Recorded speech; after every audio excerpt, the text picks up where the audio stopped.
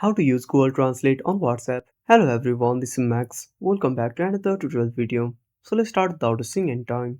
Also make sure to watch this video till the end. So first of all, open up Google Translate app on your device.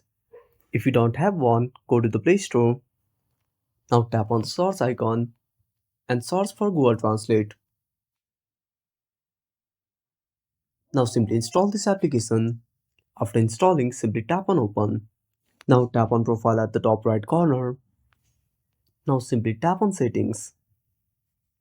Now under settings, simply tap on tap to translate. Now simply enable the toggle for tap to translate. Also enable the toggle for show floating icon. Now tap on manage permissions. Now find Google Translate. Now enable the toggle for display over other apps and go back. Now go back to the home screen. Now open up WhatsApp on a device. Now copy the text. Again tap on the floating icon. Now paste the text. Tap on next. Now select the language.